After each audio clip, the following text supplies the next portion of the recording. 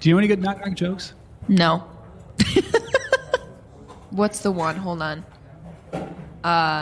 Shoot. Can I tell you what my nephew told me? Yes. Please save me from this joke. Knock, knock. Who's there? Blue duck. A blue duck who? It's a blue duck. Welcome to another episode, everybody. Firing on all cylinders. Let's go. I still don't get it.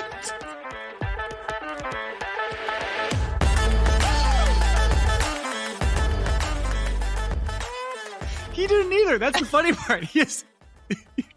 No, it's a blue duck. Literally just a blue duck. That's all I got for you. Welcome to an all-new episode of For the Love of Sport. We're live and in person. Hopefully you guys can feel the energy, the aura. Yes. You might be able to feel the humidity that is here as well. It's hot. I asked Simon, have you ever just sat outside in humidity and thought, why am I sitting outside right now in this awful humidity? I'm a contrarian here, actually. Like there are times when I do, but then there are times where I'm like, you know what? I've experienced like negative 20 degree weather. That's true. Bring on 90s. Blessing. Bring on hundies. I don't care. It's just like when I can feel like I'm walking through the air. It's not something I like. When you're waiting, I like my air very airy. I like my air dry and crisp. Like a nice cider. So what's on the old agenda today? I think it's a topic Simon... I'm very passionate about this, yes. Holds near and dear to his heart.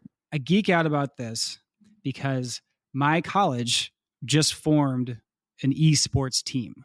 Ooh. Like a D3 esports team. Remember when you would come downstairs and say, hey, stop playing video games, you're never going to make a career out of that? Sorry, it's a career now. There are designated games in different formats, whether it's sort of a 1v1 or a team against team, but there are certain games where you can play against another team that have been formalized into standard competition. And they do this by having 5 screens set up on one end and then 5 screens set up on the other end. So everyone's playing on the same internet. So there's no disadvantages there. And then they just play games. They play like actual matches in person. Mm-hmm. And then there's a lot of coordination. There's a lot of communication that is very key. Everyone's tapped into their own headset, so they can't hear what the other team is saying. And they're all operating on the same equipment. So there's no disadvantages or advantages there. That's essentially what esports is from a very broad level. We'll throw some links in the show notes of the different games that are standard competition. But it's exciting on the one hand because it's providing an opportunity to kids, again, to play sports, because a lot of things that I would argue we experienced as kids playing outdoors, you can also have that same sort of experiences playing indoors. And especially if your interests don't really lie within stick and ball sports, say like traditional things like that. Yeah. I think this is where the debate is. Esports offer a different kind of youth sport experience and teamwork and communication and life lessons. But the debate is that really a helpful youth sport experience from a health perspective when you're just sitting and gaming? I think, yeah. And I would say I've come a long way in my journey of recognizing the value of esports. Sure. I will admit I was on probably the far end of the spectrum. Like, that's not good. We shouldn't be doing that. Mm-hmm. But come a long way. I've had nice passion-filled conversations with Simon and others. Gamers are welcome. Yes. I've talked her ear off at length about this. Yes. So. But no, I mean, I would agree with you. Like here's the thing. We're going to live in a world where technology is inevitable. Yeah. If there are ways that we can make it so there are benefits coming out of it for kids who are going to want to play video games, are going to want to be on screens. Yep. So if there's a way that we can create opportunities for them to experience a lot of what you would get playing on a team sport, you get, like you said, communication, teamwork, all of those things. If we can provide that in another avenue that they're likely not going to get because they are not interested in playing your more traditional sports, I think that's great.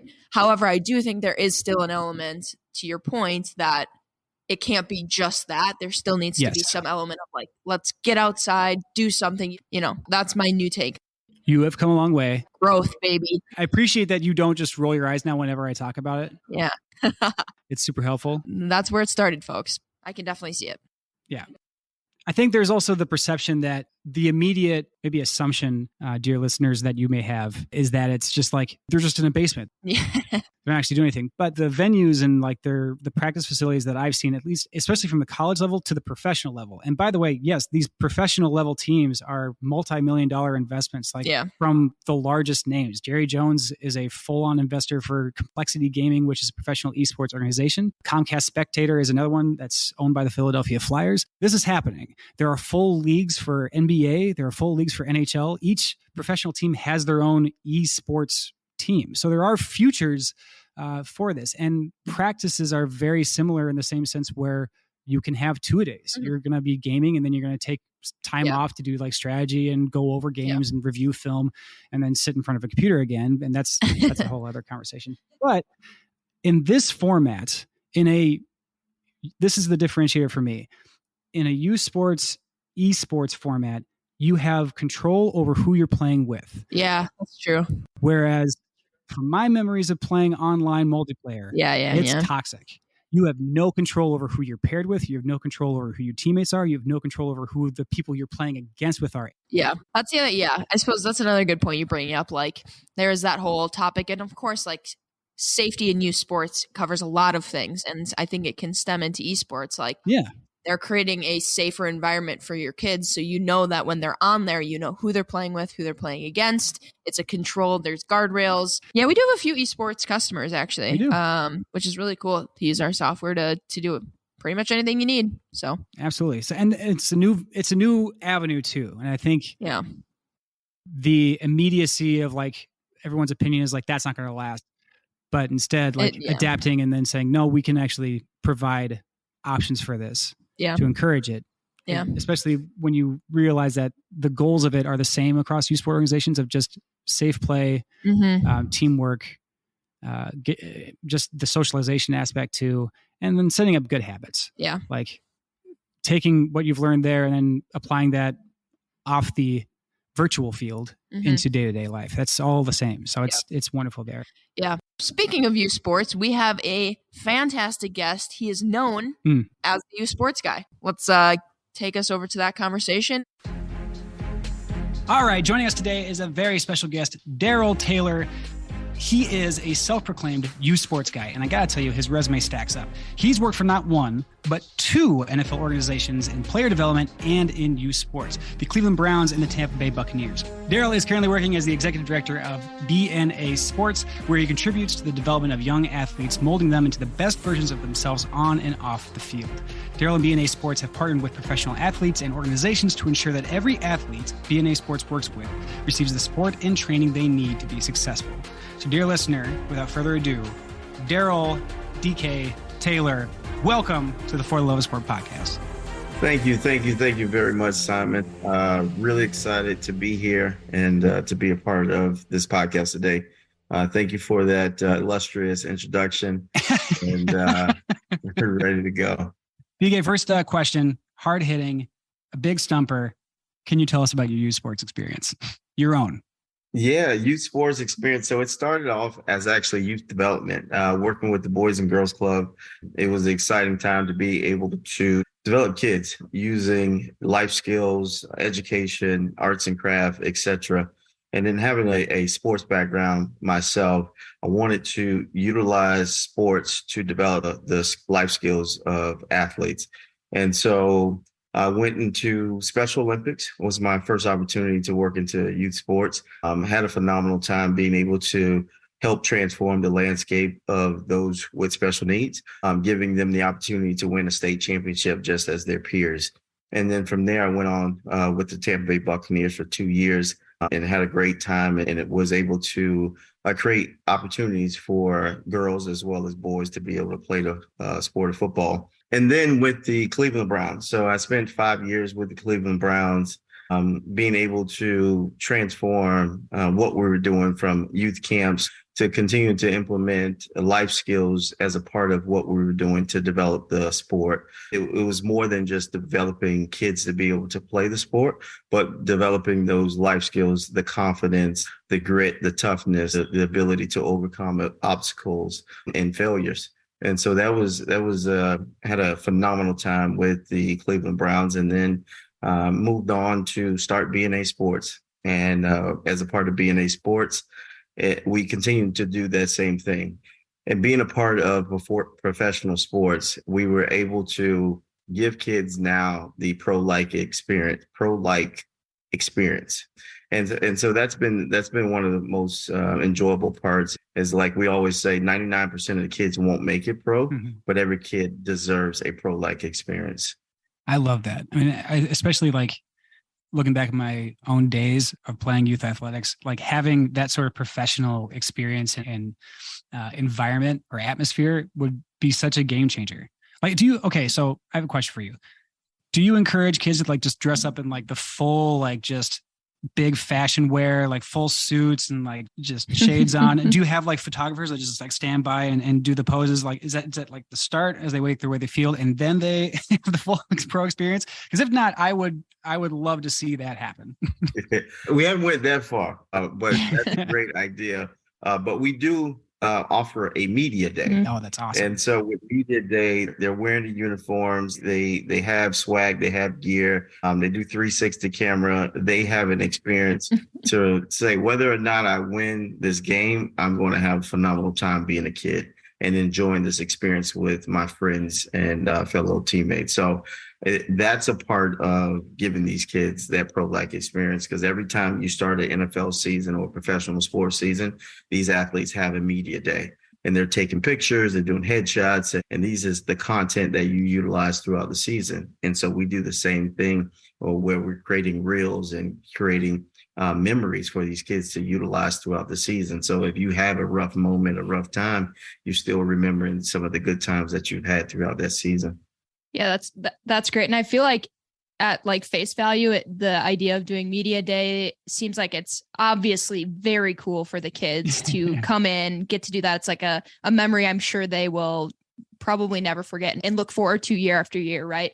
But you said something very interesting there in terms of what it does for your organization. It gives you guys content throughout the whole year that I know a lot of organizations, that's a big piece that is hard to maintain and work through, right? You don't necessarily have a full team of people who are, taking pictures, creating content and doing all this stuff and posting. So by you guys putting in a little extra effort and providing a great experience, it's also a win for you guys because you have all of this amazing content that you guys can kind of share and sparse out throughout the season. Absolutely. So we utilize it in preparation for game day.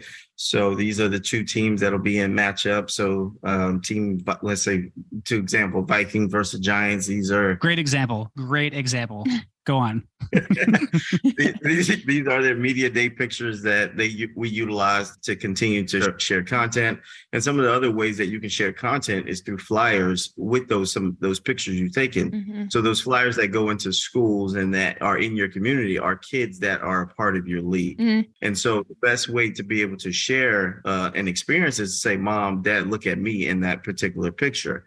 And so that's another thing that we see is the word of mouth has been the best way for us to be able to grow and to populate our flag football program is through word of mouth. And that's through seeing themselves through social media, through flyers, through other content that we're able to share. Even in the off season, we're able to talk through and to have various moments and throwback Thursdays and things of that sort that we can have content throughout the year. Is this the sort of thing that, when you were playing sports as a kid, is this the sort of thing that you were like, I wish it was more like this? Was that kind of the inception for it? Or was it just the experiences with the Browns and Buccaneers? Or is it both? That's a very long-winded question, by the way. Sorry. Yeah, I would absolutely say it's a combination of both. Growing up, I had two brothers. We all played sports. We played baseball, basketball, soccer, track. Whatever sport was it, where there was, we were on the field throwing it or whatever that may be. And the one thing that I do remember are the experiences and the coaches. And I wanted to make sure that if we were creating something, that we weren't just creating something that you put a ball out onto the field and let kids play. Because to me, that's something that you can do elsewhere. You can do anywhere. And so what can be unique? What can be an experience that give these kids something to want to come back to and want to continue to play? And that was most important to me. And then secondly, having these NFL experience for me, being on the sideline, being in the tunnel, being in the locker room, being around GMs and these athletes that make millions of dollars and how they're still kids at heart, showing that to these young athletes, you're always having fun. You're always being with your friends is the most important part. And you talk to any professional athlete, they'll tell you the thing that they miss, or the former professional athlete, the thing that they miss the most is being with their friends in the locker room. That's the thing you can't duplicate, is the locker room experience. And we want to create that friendly, fun environment and experience for the kids in their youth sports community. We were talking previously with you a little bit about, obviously before this, about the idea of, I think it's very common now in youth sports in general, how competitive it's gotten, and to the point of like, that's what we center every conversation around. It's what we, parents are like, I want to go to a competitive organization. I need to get my kid in the most competitive program. I need to make sure at age 5, they're doing everything they can. And I feel, I know obviously, you have some thoughts around that. But just knowing that, yes, you can have a competitive program and give your kid the best environment to be in while not sacrificing everything else youth sports has to offer. So I just want to get your thoughts on that in general, and how you guys are, you're not just out there having fun. You're still running a program that is competitive and creates an environment for kids to grow. Absolutely. We like to start off by saying what competitive is not. Competitive is not bad sportsmanship. Competitive is not foul language. Competitive is not screaming, yelling at officials. And mostly competitive is not giving out college scholarships at 5 and 6 years old. But what competitive environment is evenly matched teams and an experience that these kids can take away with. So it's, as you mentioned, it's something that we can't sacrifice, is the integrity of the game and the life skills that we utilize once we're beyond the game of football, baseball, whatever that youth sport is. We have to create an environment and an experience for kids to showcase their talent, their skills, to work extremely hard in order to accomplish their goals. And that is competitive. Is if you're competing not against someone else, but you're competing against yourself to become the best version of yourself. And that's what we do in the professional workplace as well. And so as we look at the ecosystem of youth sports, it's going back to what the root of competitiveness is. It's being the best version of yourself, and not necessarily degrading another person because of your desire to become better. That's such a really positive focus on it, because it doesn't detract away from competitiveness or like the want to be competitive, because that's important, especially in sports, because you want to, give your very best out there. But it's less about, us versus them. It's more about me versus previous me, or me versus future me. Like, how can I get the very possible best out of myself? That's where the competitive nature should be. And I love that mindset and that kind of that switch, because I think you're absolutely right. The focus can be way too much on taking the opponent down, and that should never be the case, because they're playing against you. I mean, without them, you're just running around a field by yourself. So give respect where respect is due. But it's I love that atmosphere. So what sort of things do you guys do to instill that in your athletes? How do you have different days where you have, presentations? Do you speak on these sort of things? Is it just sort of like continual in each practice? Like, how do you make sure that that's resonant in those players? I think ultimately having a code of conduct as a part of our league is something that we take pride in. And that's fostered through the coaches.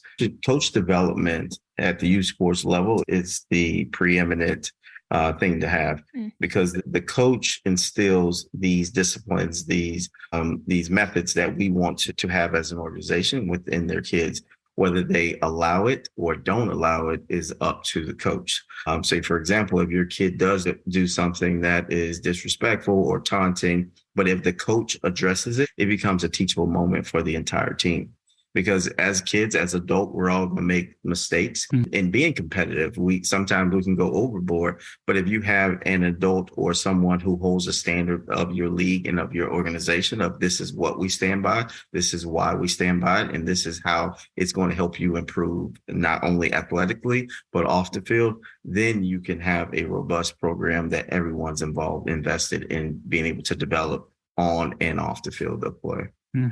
Yeah, we talked about that a little bit in the past, of like how your coaches are really, I mean, your coaches and then all of your members as well, but your coaches are kind of your direct extension of your brand and your organization. And if you are not doing a good job making sure that they're kind of bought into that, or finding people who kind of have that same mindset as you do that you're trying to instill, it makes it really hard to actually like live what you're preaching, right? Like I've been coach for a few organizations, some really good that did a good job of rallying everyone and the results were good. And then some where you're kind of just like, I guess I'm just running with whatever I think is best. And it's hard to have a backbone to stand against, because another area that it can fall apart is when you're bringing that to your parents. And if they're not aligned and they're not bought into that, it also kind of crumbles because they're like the second extension to your program is how your parents are behaving on sidelines. And like you said, competitiveness doesn't mean screaming and yelling at, refs or opponents or anything like that. And that can certainly happen. So. Yeah, and that's one of the most difficult parts in youth sports is having volunteers or parents to be coaches. Yeah. But if you create a standard and uphold it, the respect is gained. Some may not like some of the methods or ways that you go about doing things, but they respect it because you are consistent in your actions. You said, this is our code of conduct. This is the discipline. This is the behaviors in which we will allow and will not allow. And you stick to it. The respect is gained and earned.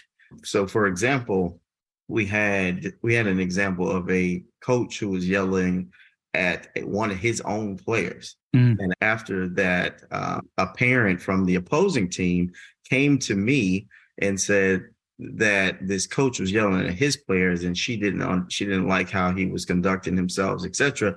She said, that's not how we act in BNA. And to me, I was like, wow, that was powerful because it wasn't me as the leader saying this is how we act. This was a parent of a athlete say that she's bought into the entire culture of this is how we act in BNA. And that to me was jaw dropping. It was flooring. It was okay. This is the standard that we have. And everybody recognizes when something is outside of that standard. But that comes from consistency and doing it repetitively over time and being consistent in your speech and your actions. It's such a goosebumps moment to witness someone like on your behalf. Like I can imagine if you're leading by example all the time and, you're certainly prepared for any of those moments, but to have someone else like just be that extension of you and not even a volunteer, just a parent, just to go up there and be like, that's not what we're about. That's such a cool moment. And that's indicative of you and, the culture that you're crafting and that code of conduct. I think the concept of team needs to be reminded that it extends far beyond the players that are on the field. It extends to the parents, it extends to the players, it extends to the coaches, it extends to anybody who's going to be involved in the organization. Even though you may not feel like it, you are a part of this team. And everything you do is a reflection of it. I think one thing that came to mind here is something that Marie and I certainly have had our experiences with talking with customers and talking with people who are involved in youth sports is code of conducts and creating these and crafting them yourself. Can you talk through maybe sort of a rough guideline? Like if someone's like starting an organization for the first time, or they don't have a code of conduct personally and they want to create one themselves, what are the really key aspects? What are the really important things for them to really just focus on so they create something that's unique to them in particular? Yeah, I would start with your expectation. I would start with your objectives. It's almost like creating a business plan. Like what are your objectives? What's your vision for your organization and the objectives that align to that particular vision? And then what are your expectations?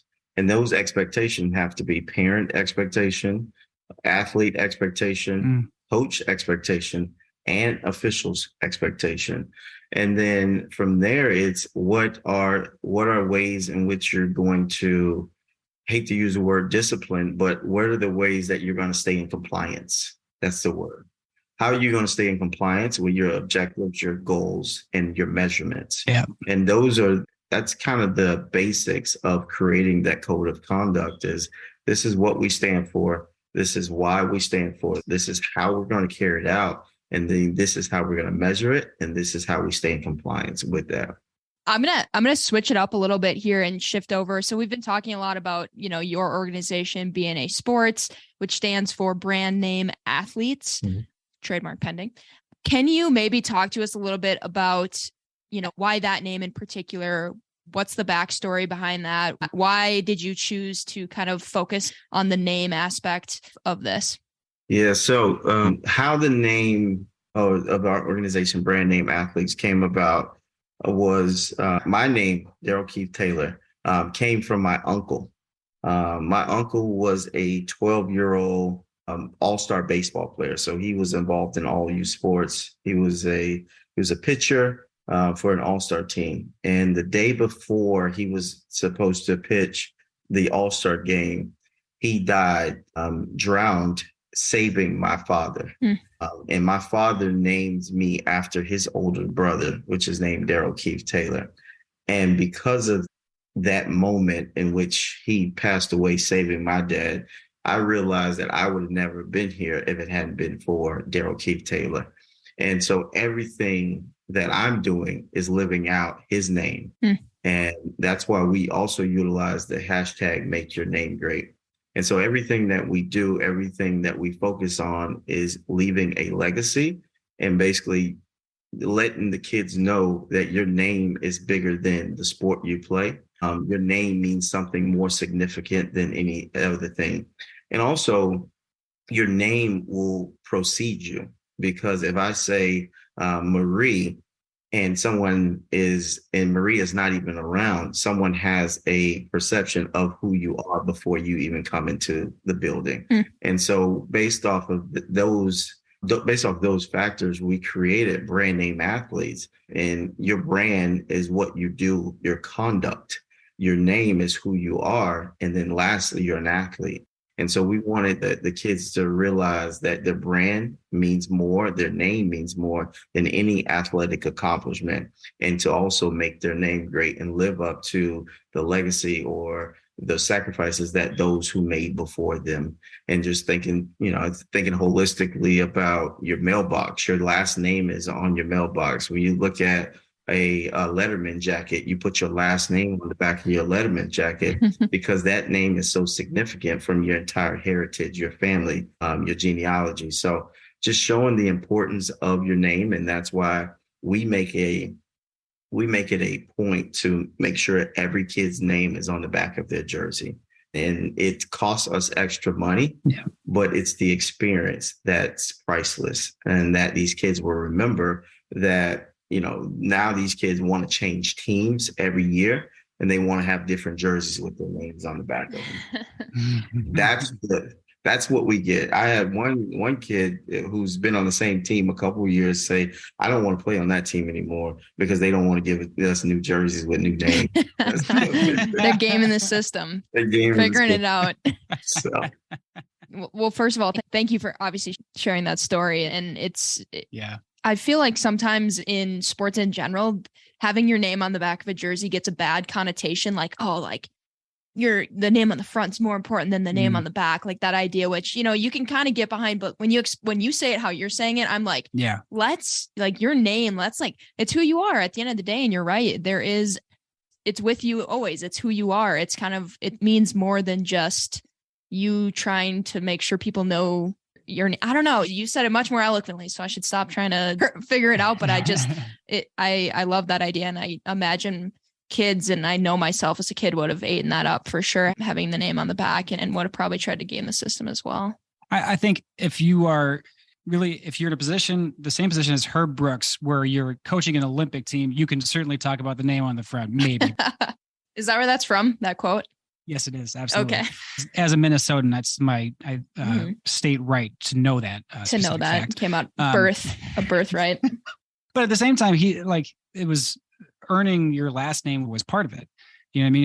It was always like, the team name on the front, and then you earn your last name. And I gotta say, like, the sense of accomplishment of having your last name on a jersey should not be understated. It's something that it's indelible in my mind. Whenever I received a jersey, I'd always flip to the back. because there's a sense of huge pride and accomplishment when you are representing your team, but really it's you. It is your name, and you are a reflection of that success and the team's success. It's something, again, that should not be, understated. And I love the hashtag Make Your Name Great. I love the focus of it. I think it's such a great calling and North Star to really point to when you're talking to these kids and helping them grow and helping them evolve. And certainly that's something that stays well beyond youth sports and participation. Certainly, it's sticking with me now. We're at the point where I'm writing that out, and that's going to be just Ted Lassoed right above my door. I'm just going to hit that on the way out. It's not going to say believe. It's just going to make your name great. It's your resume. Yeah. Physically. And if you think about it, right, it's your resume on a piece of paper, and it's your resume of who you are. It's your name. That's at the top of your resume is your name. And it says everything else about you underneath it. Well, you mentioned too, this is something that you guys pay the cost for. Normally this is passed on, but you're the one that is actually doing that because it is so important. Can you speak to sort of the drive to do that and make these sort of experiences accessible? I just believe youth sports is about the experience. It's about creating lifetime lasting memories with friends, families, and your entire community. And so as a nonprofit organization, our goal, our mission is to give kids an experience that will last a lifetime. And we write in our vision is we want to create the ultimate youth sports experience. And so that is player introductions. That's putting the kid's name on the back of his jersey. That's media day, making sure you have championship rings and not just a medal, right? And that's just simple things like you walk into our venue, your schedule for your day is on a board. And we see kids all the time walk next to their schedule and point and say, Mom, look, I'm on field 3 at 2:00 today. And so it's those experiences that will last a lifetime that has allowed our organization to grow, because our focus is not on just winning championships.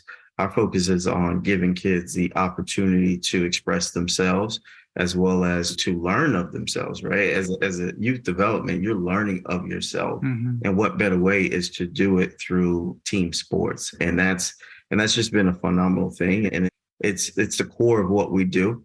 As I mentioned, we purchase to put names on the back of every jersey. But it's vital to me to see a kid represent their entire family while they're on the field. And the pride that the parents have of seeing their kid name on the back of the jersey because of everything that they have sacrificed and their parents have sacrificed, it becomes a legacy, right? As your pride and joy is on the field and enjoying themselves, having a phenomenal time, they're still representing you. And what better way to see it and to show it as a parent, to see your child on the field enjoying themselves with your name on the back of their jersey.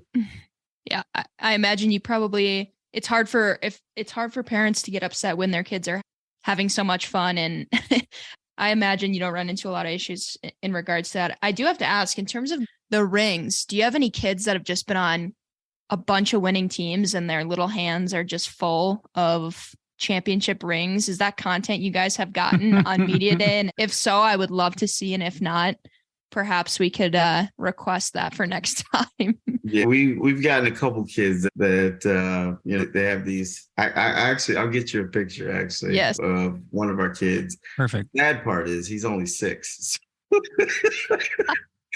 So he has this knuckle. It probably weighs more than him. Exactly. So he's this Marvel character now. Oh, that's awesome. Oh, sure, Thanos. But yeah, he's Thanos. He's Thanos 2.0. But he wears those rings, and he wears them with pride, and it's become a staple for him. And but it was one of the nicest kids you'll ever meet. You wouldn't think that he was. He doesn't do it in a braggadocious way. He's earned it. He's worked really hard. He does personal training and all type of things. But yeah, I'll have to show you a picture of little Mason. So perfect. Shout out to Mason. We usually kick off, I apologize, I didn't kick off the podcast this way, but we usually ask about, our guests' own experience, like playing sports when they were kids. Can you just talk through, what that was like for you? All the sports that you played? Was it really just where you focused more on one than the other, or what was that experience like? Yeah, so as a kid, as I mentioned earlier, I played all sports where there was a ball or something. I played. I tried my hand at golf, tennis. Just sports was always something that I really enjoyed. I took a liking to football a little bit more because it came more naturally. So I would say that was the one I was more gifted for, and so I ended up playing football in high school as well as in college. So, but from a youth sports perspective, it was about playing. It was about being with my friends. Yeah. I wanted to be on teams with my friends, and I wanted to play. I wanted to play against other communities. That was important to me.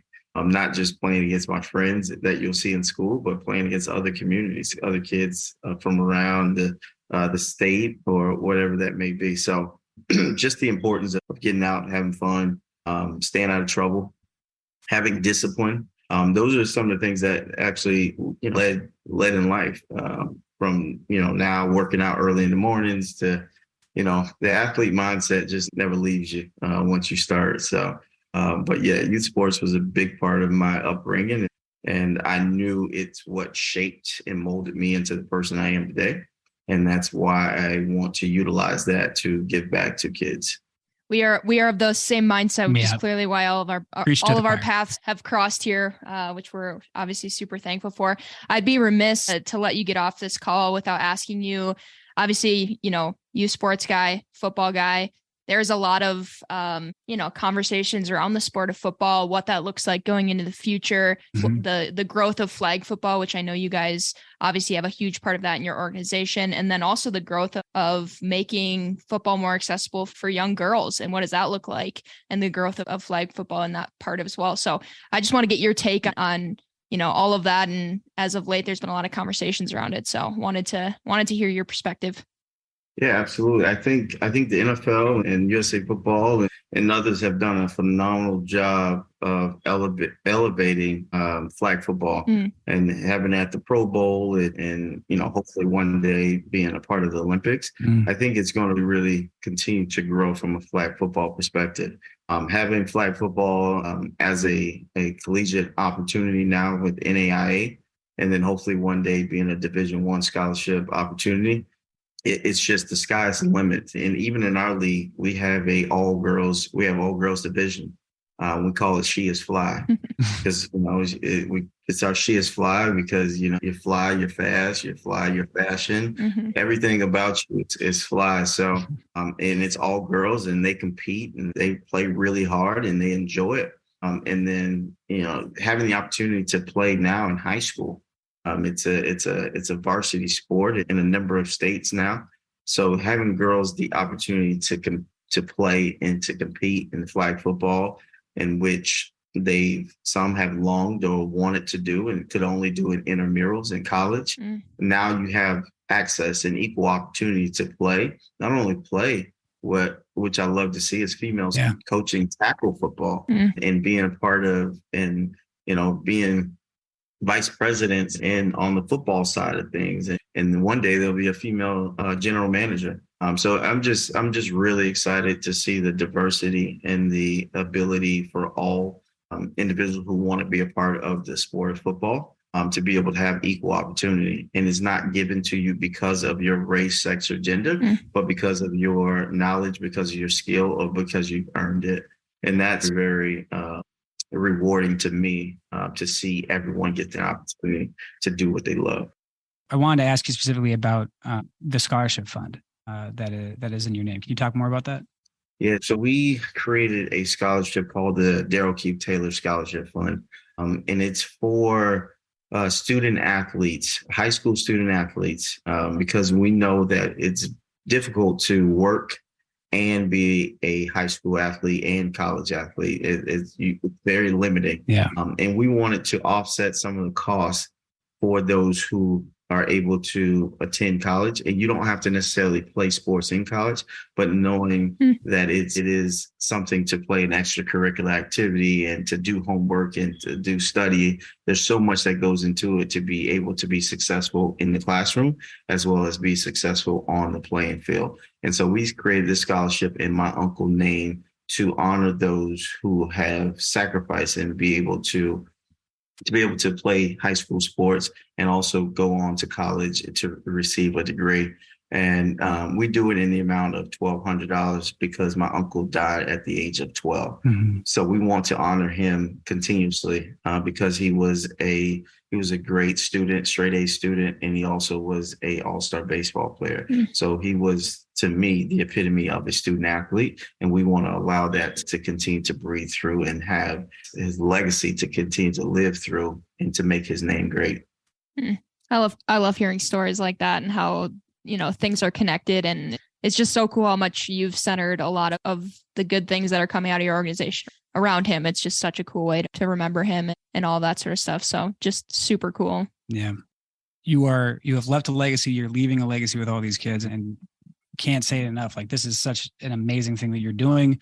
We'll give you a For the Love of Sport Super Bowl style ring. There it is. Maybe that should be our gift for our guests. Ooh, wow. I like that idea. Love it. That sounds like a great idea. We'll put that in the idea bucket. We're going to take a quick break and design that quick, everybody. But no, we're going to wrap this up here. We're going to tie a nice bow on this conversation. And thank you so much for being here, DK. But it is now time for our This or That Gauntlet. We're going to turn the music up. We are going to get the intensity on. We are going to rattle off 10 questions in a rapid fire pace, and we need rapid fire answers. Oh, okay. All right. It's one or the other. Gut check time. Close your eyes, clear your head. Let's do it. Ready to go? Okay. Perfect. Marie? All right. You're at a movie. Candy or popcorn? Popcorn. Is it pronounced GIF or GIF? GIF. Would you rather have a sack or an interception? Interception. Pick six. Football's off the table. Would you rather go pro in basketball or baseball? Baseball. It's my favorite sport, actually. Would you rather have played in a snow game or a rain game? Snow game. Which team do you want to see win a Super Bowl first, the Browns or the Bills? The Browns. Hey, he's got the sweatshirt on. I know. I had to do it. All right. Who would you pick, I guess, to help the Browns maybe make it to the Super Bowl or win the Super Bowl? Brady or Rodgers in their prime? Brady. Would you rather coach or play in a championship? Ooh, that's a great question. Play. Yeah, that's that athlete mindset you were talking about. All right. It's award season. If you could go to the Oscars or the Grammys, which would you choose? The Grammys. All right. Final question here. If we're talking basketball, who's the greatest of all time? Is it LeBron or is it Jordan? We'll go MJ. MJ. Me too. Camp MJ. Gotta be. But you gotta respect them both. Yeah. I love them both. I love them both. I think they're greatest at different things. Yeah. But MJ he's changed the landscape forever, and LeBron wears his number. So I always go back to that. That's true. Colleges have his logo. Hey, they have the Jordan brand. Yeah. Michigan, North Carolina. It's not even like Nike or Adidas anymore. It's not like they put the football in his hands on those football jerseys either. It's still the iconic just dunk image right there. It's amazing. Even the NBA All-Star game jerseys, they had the Jordan brand. So it's tough. It's tough. Yeah, both great. Well done. That was it. 10 questions. I could see the intensity too. You turned that switch on in an instant. So I appreciate that. You had your answers. You had adapted answers as well, more detailed, which is the sign of a true professional. Darrell, thank you so much for joining the For the Love of Sport podcast. We do like to leave like a small section here to have you speak whatever you'd like to speak about, whether this is a motivational quote, whether it's something you thought about recently. Platform is yours. Yeah. So I guess one thing I would say for all youth sports professional is we often say we do it for the kids. And I think now more than ever, it's time for us to really pull the layers back and really do it for the kids and not think about youth sports in terms of how can I become financially stable, but how can I impact a child's life that can forever change their trajectory of their life. And I think that's where we have to go as a youth sports industry, back into the focus of youth sports, which is the experience, the learnings that they received and how they can become better adults so that our legacy can be of greater value, because these kids will become adults who will be doctors and lawyers, et cetera, for our kids that's growing up as well. So just kind of peeling that layer back and going back to why we really got into youth sports, and that's to develop the life and the mind and the heart of these kids. I mean, come on. Can you get any better than that? Was amazing. You can't. You truly can't. Thank you so much, Darrell, for coming on, being on the show, sharing your wisdom. Truly, I think Simon and I are better. We're definitely better people because of getting the chance to talk to you. So thank you. Absolutely. Thank you both for this opportunity. Really enjoyed talking to you both, and please feel free to reach out should you ever need anything. It's definitely a part of what I love to do, and you guys are at the forefront of what you're doing. So I really appreciate the opportunity to be on this podcast. We might need to reach out maybe a blueprint on your guys. Is there a vendor for the Super Bowl ring? I was just going to say, we do need to contact you and then a photo for that, for sure. Gotcha. Photo of Thanos. Yes. Little Thanos. I love it. Little Thanos. Awesome. Well, thank you so much. Enjoy the rest of your day. We'll talk soon. All right. Thank you.